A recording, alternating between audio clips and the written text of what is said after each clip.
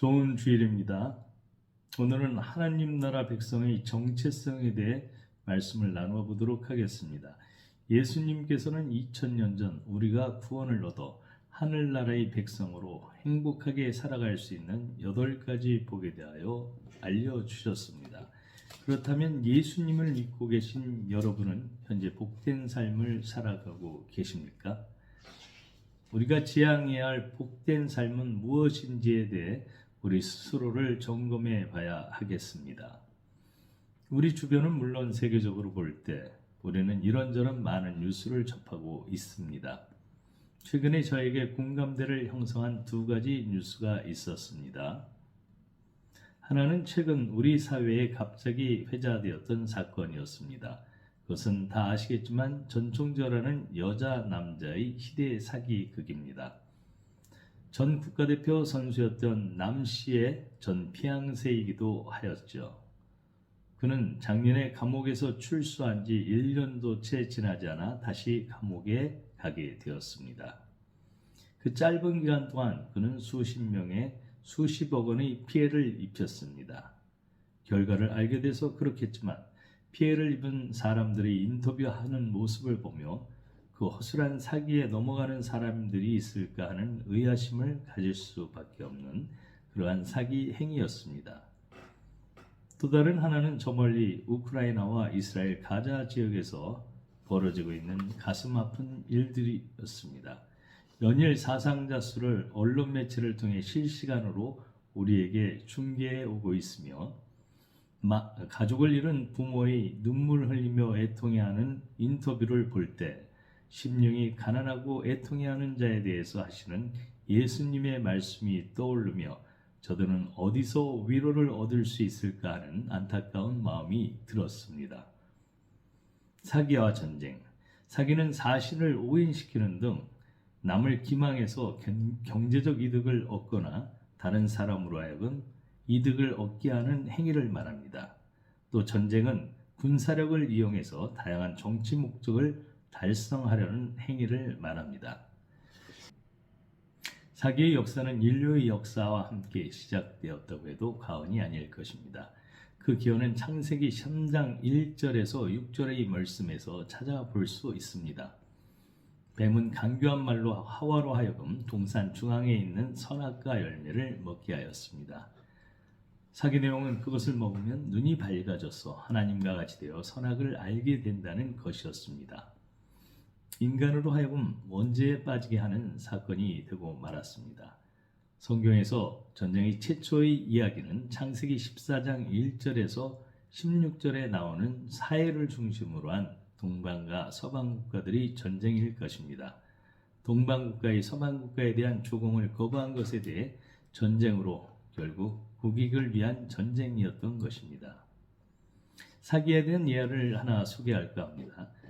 프랑스의 에펠탑을 팔아먹은 빅토르 루스티그라는 사기꾼이 있었습니다. 때는 1925년으로 거슬러 올라갑니다. 1889년에 세워진 파리의 유명한 랜드마크인 에펠탑은 20년 정도 수명 기간으로 보고 있었습니다. 때문에 점검하기에는 너무 지나쳐 버렸다는 기사를 접한 루스티그라는 여기서 돈을 벌 수 있는 기회를 캐치합니다. 그는 프랑스 고위 간부로 위장해서 프랑스의 대규모 고철 거래상들을 파리에 소재한 드키리옹 호텔에 초대하게 됩니다. 그는 에펠탑을 책임지고 있는 우편전 신부의 부회장으로 위장해서 정부가 비용 문제로 에펠탑을 철거하기로 결정을 내렸고 이에 대한 비밀 입찰을 하게 되었다고 설명을 하고는 이 내용은 1급 비밀이어서 일주일 안에 결정을 내려야 한다고 하고는 입찰을 받았습니다. 말은 그러하였지만 루스티그는 이미 야망 있는 사업가 안드레 뿌아송을 먹잇감으로 정해놓은 상태였습니다. 루스티드는 25만 프랑의 입찰을 한 푸아송에게 낙찰이 되었지만 최종적인 보장을 위해 윌슨의 뇌물을 제공해야 한다는 명목하에 7만 달러를 요구했습니다. 그 돈 모두를 받고 그는 바로 오스트리아로 잠적하였습니다. 사실이 밝혀졌지만 그런데 이상하게 수배자가 수배가 내리지 않았습니다. 그 이유는 포화송이 너무 창피해서 경찰에 신고하지 않았기 때문이었다고 합니다. 이 사실을 알게 된 루스티드는 다시 프랑스로 귀국해서 동일한 수법으로 사기를 치다가 경찰이 신고하는 바람에 미국으로 도피하게 되었습니다. 미국에 와서도 계속해서 사기를 치다가 결국에는 붙잡혀 1947년 폐렴으로 사망하였다는 사기꾼의 내용이 있습니다. 세상의 모든 사기꾼이라는 책을 저작한 이언 그레이엄은 사기의 동기를 질투, 자만, 현실 도피, 간첩 활동 등 4가지로 요약하고 있습니다. 반대로 사기를 당한 이유는 불안, 불만, 욕심 등으로 설명할 수 있습니다. 사탄은 우리 인간의 질투를 악용하여 누군가를 속이거나 완력을 이용해서 빼앗으려 합니다. 또한 우리 인간의 불안과 불만, 욕심을 악용하여 탐심을 자극하기도 합니다. 우리가 사탄의 뇌가 되지 않고 하나님이 창조하신 이 땅에서 하나님의 백성으로 살기 위해서 우리가 가져야 할 정체성에 대해 알아보도록 하겠습니다. 하나님의 백성의 정체성에 대하여 예수님께서 말씀하신 부분은 바로 산상설교를 들 수 있습니다. 산상설교는 마태복음 5장에서 7장의 말씀을 칭합니다. 산상설교는 크게 3부분으로 서론, 본론, 결론으로 구성되어져 있습니다. 서론부에서는 복 있는 사람에 대하여 5장 3절부터 16절까지 설명하고 있고 5장 17절부터 7장 20절까지는 본론으로 천국 규범에 대해 설명하고 계십니다. 결론부는 7장 21절에서 27절의 말씀으로 하나님의 뜻을 따르는 내용들에 대해 설명하고 계십니다. 오늘은 산상설교의 서론부에 해당하는 복 있는 사람들, 그 중에서도 천국 백성에 대해 규정하고 있는 일반적 성격인 팔복, 즉 마태복음 5장 3절에서 10절의 말씀 중 3절을 중심으로 해서 오늘을 살아가는 우리에게 주시는 예수님의 말씀에 귀 기울이도록 하겠습니다. 당시 역사적 배경은 이렇습니다. 예수님이 이 땅에 오셨을 때 이스라엘 민족 및 백성은 어떤 위치에 있었을까요? 우리는 세계사를 통해 이미 충분히 그 시대의 이스라엘 민족의 시대적 상황을 잘 알고 있습니다. BC 720년 아시리아에 의해서 북이스라엘이 멸망하고 BC 586년 바빌론 제국에 의해서 남유다가 멸망을 하게 됩니다. 그리고 페르시아 및 헬라 제국에서 또 로마 제국으로 이어지는 세계사의 휘용돌이 속에서 이스라엘 민족은 이리 치이고 저리 치이는 힘없는 고통의 시간을 보내고 있었을 것입니다. 이런 성경의 중간기는 이스라엘 민족이 애굽에서 종살이하고 살고 있었던 430년이라는 고통에 버금가는 시간들이었을 것입니다. 따라서 당시대 백성은 구원자를 간절히 기다리며 해방을 갈망하고 있었을 것입니다.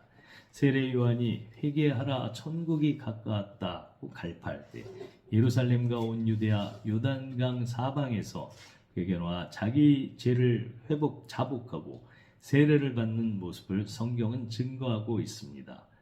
그렇습니다. 그들은 구원자를 애타게 열망하고 있었던 것입니다. 흑암에 사로잡힌 백성은 자신들이 포로 상태에 있는 것을 인식하고 하나님의 통치, 포로의 종교를 간절히 절망하고 있었던 시대적 상황입니다. 예수님께서는 공생애를 시작하시며 해당에서 가르치시고 천국 복음을 전하셨습니다. 수많은 병든 사람을 고쳐주고 수많은 사람들이 따르게 되었습니다. 예수님께서는 이 많은 사람들을 좀 더 체계적으로 가르치실 필요를 느끼시어 산에 오르시어 가르치시게 됩니다. 이것이 바로 우리가 익히 알고 있는 산상수훈입니다. 예수님이 말씀하시는 복 있는 사람은 누구일까요? 다시 말해 복 있는 사람의 정체성은 무엇일까요? 복 있는 사람들에 대해 얘기하기 전에 우선 복이 있다는 의미에 대해서 살펴보도록 하겠습니다. 우리나라에서는 기독교가 구복신앙이라고 천대하는 경향이 있습니다. 복을 구한다고 하면 우리 옛 조상들의 주술적 행위와 같은 미신적 행위, 저 차원의 종교 행위로 치부해버리는 경향이 있습니다. 그러나 영어인 blessed에 대하여는 긍정적이고 호감 가는 단어로 받아들이는 경향이 있습니다. 똑같은 의미임에도 다르게 받아들이는 느낌은 무엇일까요? 본문에 있는 복 있는은 헬라어로 마카리오인데 이 마카리오인은 마카리오스가 원형으로 행복한이라는 의미에서 유래되었습니다.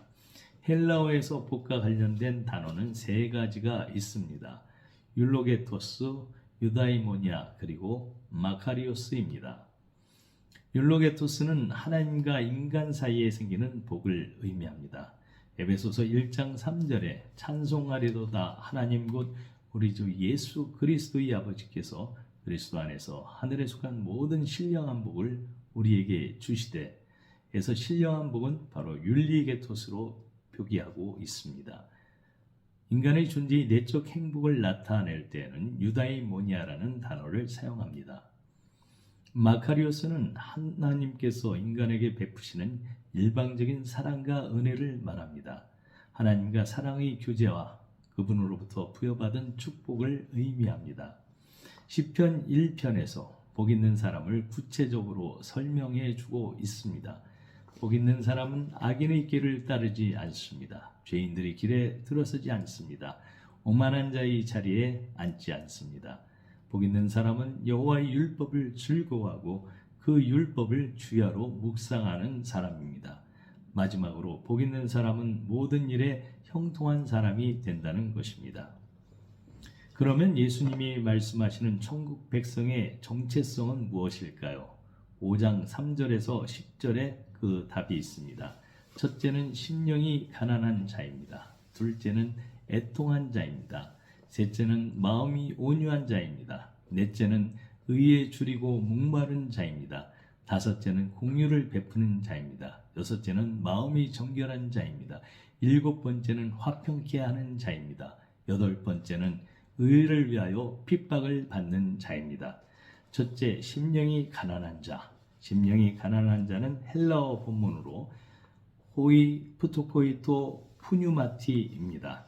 영어로는 the poor in spirit, 불어로는 레퍼브그 아나스피기입니다. 한국어로 심령이라고 해석하고 있지만 원문은 모두 영을 나타내는 단어로 쓰이고 있습니다. 푸뉴마 스피릿 아스피기. 푸뉴마는 숨쉬다, 불다의 뜻을 가진 푸네오에서 파생된 단어로 공기에 움직인 바람, 입김, 숨, 영혼, 영, 힘과 애정과 감정과 욕망과 같은 결과를 가져오는 근원의 의미를 가지고 있다고 합니다. 구약의 헬라어 역본인 70인역에서 푸뉴마로 번역한 히브리어는 바로 르하우입니다. 르하우는 바람, 숨, 마음, 영, 생기, 공기, 기분, 그 경향의 뜻으로 쓰입니다. 르하우를 파자하면 시작, 레쉬, 바부, 연합, 손, 그리고 헤트, 죄와 생명을 닮는 울타리가 바로 루아입니다. 이는 죄를 담아 시작하면 죄의 울타리가 되고 생명을 담아 시작하면 생명의 울타리가 될 수 있다는 의미에서 시작하여 연합된 또는 시작하여 손에 지어진 울타리로 볼 수 있습니다. 정리하면 영으로서의 푸뉴마는 그 자체가 선하거나 악하거나 한 것이 아니라 그것이 무엇과 결합하느냐, 누구의 소유가 되느냐, 그리고 그 울타리의 개념을 가진 영 안에 무엇을 담느냐에 따라서 변할 수 있다는 것을 전제하면서 그렇게 비어져 있다는 의미에서 깨끗한 상태에 있는 영, 울타리, 마음으로 이해할 수 있는 것입니다. 가난한을 의미하는 푸토코에는 푸토코스가 원형입니다. 이는 웅쿠리다에서 유래된 것입니다. 히브리어로는 아나브로 씁니다. 아나브는 가난한, 비천한, 겸손한, 온유한의 의미로 쓰인다고 합니다. 가난으로 번역된 헬라어에는 두 가지가 있는데 푸토코스와 페네스가 있습니다. 푸토코스는 절대적 가난이라는 의미이고 페네스는 상대적 가난을 의미한다고 합니다. 절대적 가난이란 절대로 없어서는 안 될 그것, 바로 생명 진리의 말씀을 뜻하는 것입니다. 페네스는 일상생활에서 필요하지만 꼭 반드시 필요한 것이 아닌 있으면 좋은 거, 하지만 생명에는 지장이 없는 그러한 가난을 의미한다고 합니다. 가난의 의미를 구약 성경에서 찾아보면 가난한 자의 운명은 빚진 자, 빚으로 인해 토지를 팔아넘긴 자, 빚으로 인해 노예된 자가 해당이 된다고 합니다. 가난한 자는 압제당하는 하나님의 백성을 말하는 것입니다. 당시 유대인들은 자신들이 가난한 자, 심령이 가난한 자라고 생각을 했습니다. 이들에게 행복의 선언은 바로 해방의 소식으로 생각했을 것입니다. 또 가난한 자는 이사야 61장의 가난한 자를 배경으로 포로된 자를 볼 수가 있습니다. 그렇다면 심령이 가난한 자는 어떤 사람일까요? 영을 통해 가난한 자, 영을 위해 가난한 자, 영에 관련해서 가난한 자, 가난이라고 표현할 수 있습니다. 예수님은 자신이 이사야의 약속을 성취하는 자라고 밝히고 있습니다. 이사야 61장 1절에 보면 주 여호와의 영이 내게 내리셨으니 이는 여호와께서 내게 기름을 부으사 가난한 자에게 아름다운 소식을 전하게 하려 하심이라. 나를 보내사 마음이 상한 자를 고치며 포로된 자에게 자유를, 갇힌 자에게 노임을 선포하며 라고 말씀하고 계십니다. 그분은 가난한 자에게 아름다운 소식을 전하게 하시고 마음이 상한 자를 고치시려 보냄을 받은 자라고 말씀하고 계십니다. 그 이유는 이사야서 57장 15절에서 찾아볼 수 있습니다. 57장 15절 지극히 존귀하며 영원히 거하시며 거룩하다 이름하는 이가 이와 같이 말씀하시되 내가 높고 거룩한 곳에 있으며 또한 통회하고 마음이 겸손한 자에게 있나니 이는 겸손한 자의 영을 소생시키며 통회하는 자의 마음을 소생시키려 함이라 라고 말씀하고 있습니다. 바로 하나님이 통회하고 겸손한 자와 함께 계시기 때문인 것입니다. 또한 시편 34장 18절에서 시편 기자는 여호와는 마음이 상한 자를 가까이 하시고 충심으로 통회하는 자를 구원하신다고 고백하고 있습니다. 이 구문을 통해 우리는 예수님이 그리는 심령이 가난한 자의 모습은 자신의 죄와 타인의 죄로 말미암아 겸손해지고 하나님 앞에서 자신의 영적인 가난을 깨닫는 자를 의미한다고 볼 수 있습니다. 앞에서 언급된 사기를 치는 자들의 모습은 영적으로 사탄에 눌린 자입니다. 거짓의 사탄에 조종당하는 영혼인 것입니다. 또 질투의 눈이 멀어 타인에게 고통을 가하는 행위를 하는 것입니다. 5장 3절을 다시 보겠습니다. 심령이 가난한 자는 복이 있나니 천국에 그들의 것이며 역설적인 선언입니다. 이는 하나님께서 예수 그리스도를 통해 사탄의 노예 상태에 있는 인류를 해방시키고 하나님의 자녀를 삼아 천국을 기업으로 주신다는 은혜의 복음인 것입니다. 그렇다면 여기에 천국의 그들의 것이라고 합니다. 천국은 어디에 있을까요? 천국을 소유한다는 의미는 무엇일까요? 하늘나라는 비가시적인 하늘로 하나님의 뜻이 감추어져 있는 곳이며 그 뜻이 이루어진 곳입니다. 하늘나라는 이 땅의 삶을 평가하는 법정과 같은 곳입니다. 산상수훈을 통해 하나님의 뜻은 제자들에게 계시되었습니다. 이 뜻은 하늘나라의 의로 표현할 수 있습니다. 하늘에 계시는 아버지의 뜻은 아버지께서 하늘에서 이루어졌으며 땅에서는 예수님처럼 하늘의 뜻에 순종하는 제자들을 통해 이루어지게 되는 것입니다. 천국 백성의 나머지 7가지의 정체성은 무엇일까요? 바로 애통하는 자입니다. 애통하는 자. 슬퍼하고 애통하고 근심하는 것을 말합니다. 자신에게 구원받을 아무 의가 없음을 깨닫고 하나님께 용서를 구하고 자복하며 회개하는 것을 말합니다. 마음이 온유한 자입니다. 마음이 온유하다는 것은 친절하고 겸손하고 동정심이 있는 것을 말합니다. 온유하다는 것은 히브리어로 아나부입니다. 복종하다는 뜻을 뜻하는데 아나에서 유래한 것으로 유순한 부드러움을 뜻합니다. 본래 천성적으로 온유한 성품을 지닌 사람도 있지만 성경에서는 성령의 은혜로서 회개와 자기 부족을 철저히 깨달은 믿음에서 얻어지는 것을 의미합니다. 넷째, 의에 줄이고 목마른 자입니다. 여기서 의는 사람의 모든 생활의 행동을 이끄는 동기로서의 의를 말합니다. 다섯째, 긍휼을 베푸는 자입니다. 여섯째, 마음이 정결한 자입니다. 정결하다 하는 것은 깨끗하고 정결하고 순결한 의미를 가지고 있습니다. 일곱 번째, 화평케 하는 자입니다. 평화를 의미합니다. 여덟째, 의를 위하여 핍박받는 자입니다. 의는 디카이오시네스입니다. 디카이오시네스는 디카이오스에서 유래되었습니다. 이 디카이오시네는 정의로운, 공의로운, 의로운 그런 의미를 가지고 있습니다. 여기서 의는 바로 예수님, 즉 하나님을 말하고 있습니다. 산상설교는 초대교회에서 지켜져야 할 강령이었습니다. 왜냐하면 신약 서신이나 디다키 같은 문헌, 그리고 교부들의 글 속에서도 산상설교와 같은 예수의 가르침을 순종할 것을 요구하고 있기 때문입니다. 예수를 믿지 않는 사람들이 아니라 예수님을 믿는 하나님의 백성을 대상으로 주어진 말씀입니다.